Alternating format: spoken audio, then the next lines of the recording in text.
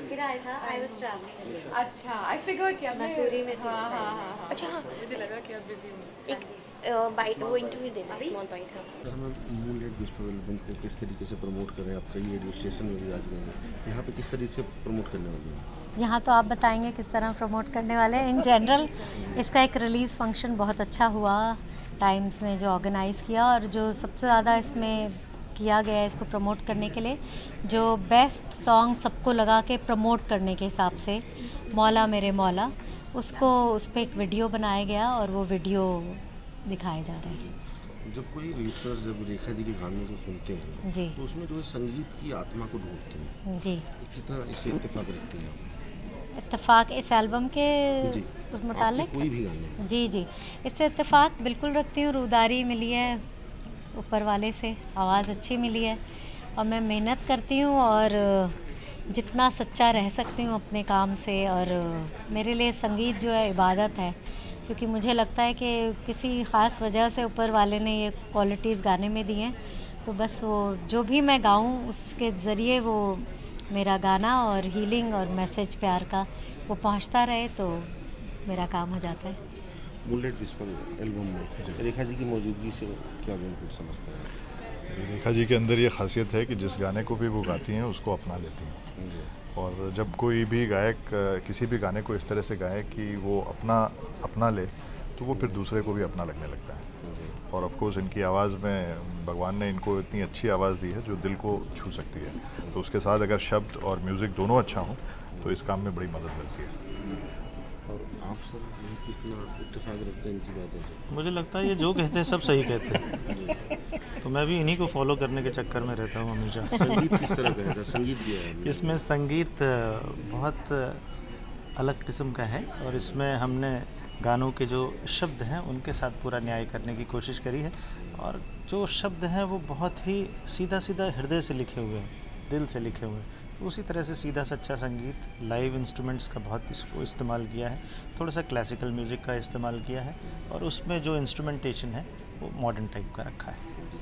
Rekha ji album में कुल 9 गाने हैं, लेकिन कोई ऐसा गाना हो जिसके गाने में आपको बहुत आपने एंजॉय किया? मुझे तीनों गाने बहुत अच्छे लगे, तीनों का रंग अलग है, लेकिन डेफिनेटली जो मौला मेरे मौला है वो मैं कहूँगी कि उसमें मुझे सबसे ज़्यादा कम मेहनत करनी पड़ी। उसे मुझे कम दिनों में मैंने तैयार कर लिया, और उसका जो थीम भी है तो वो अगर मैं इंटरव्यूज़ में भी गाती हूँ तो वो अपने आप दुआ बन जाती है, क्योंकि उसका थीम ऐसा है और लिरिक्स ऐसे हैं, वर्ड्स ऐसे हैं, इसलिए। Thank you. वहाँ पे थोड़ा विजुअल का विशाला की बात करें, पर उस दिन हाँ होता ही नहीं, क्योंकि आप थे ना, मैं वही तो मैं काम मैसेज कर रहे थे ना, हम्म। तो आपने वो वही कहा की फिल्म, और फिर शाम का उनका first print as a gift. Oh how I did nice. that and then watched the film with him and then अच्छा, तुम इस पे ट्वीट कर दो, ऐसा करो, लिख दो, देन देखते हैं यहाँ नेट। Apology तो apology है। कोई बात नहीं। हाँ फील कर। So whenever you say we are ready. हमारी तरफ से तो apology है। हम लोग दरअसल रास्ते में बड़ी भूख लगी, वहाँ पे हमें बज गए 3:15, हाँ 3 बज गए।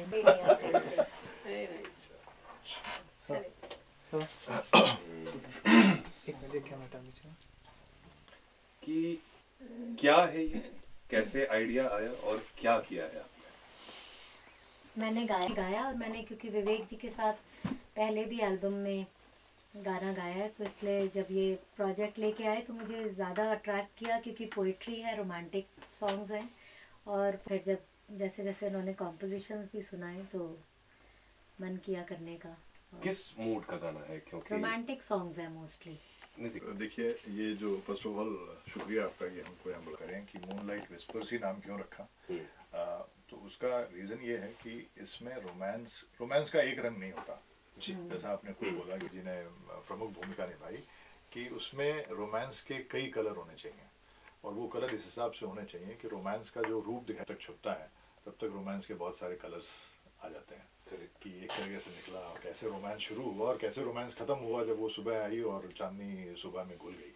मतलब मैं इसको यहाँ तक बोलूँगा, तो उसमें नहीं को दिखाते हैं, रिफ्लेक्ट करते हैं। और जब हमने ये सब कर लिया तो हमको लगा कि रोमांस का जो बड़ा रूप है उसको प्रेम कह सकते हैं, तो हमें एक ऐसा कि वो नेक राह पे चल सकें। तो इसके बोल इस तरह से हैं, मेरे मौला तू सबकी दुआओं का सिला दे दे, मेरे मौला तू सबकी दुआओं का सिला दे दे, सारी दुनिया को दोस्ती का सिलसिला दे दे। क्या बात, क्या बात है, बहुत तो ये को दोस्ती का सिलसिला दे दे।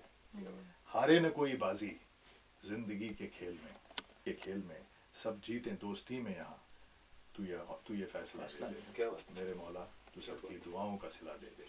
चौथी लाइन जो थी वो मजहब के ऊपर थी। इंसानियत का मजहब होता है सबसे ऊंचा, इंसानियत का मजहब होता है सबसे ऊंचा, मजहब के पहरेदारों को तू इत्तला दे दे, क्या बात है। मेरे मौला तू सबकी दुआओं का सिला दे। बहुत एंड लास्ट वन मैं आप सबको डेडिकेट करता हूँ और जितने लोग सुन रहे हैं उनको डेडिकेट करना चाहता हूँ। जीतेंगे वो यहाँ पर नेकी की राह चलकर, जीतेंगे वो यहाँ पर नेकी की राह चलकर, बंदों को सारे अपने तू हौसला दे दे, मेरे मौला तू सबकी दुआओं का सिला दे। तो लिखते हुए आपको लग गया था कि मगर राइट्स की थी, लेकिन जब हम बना रहे थे तब हमें ये क्लियर था कि रेखा जी इसको सबसे अच्छी तरह निभा है कि एक तो आवाज का टेक्सचर ऐसा होना चाहिए। ऐसा मैं नहीं बोलता कि सबकी आवाज खुदा के पास नहीं जाती है, शायद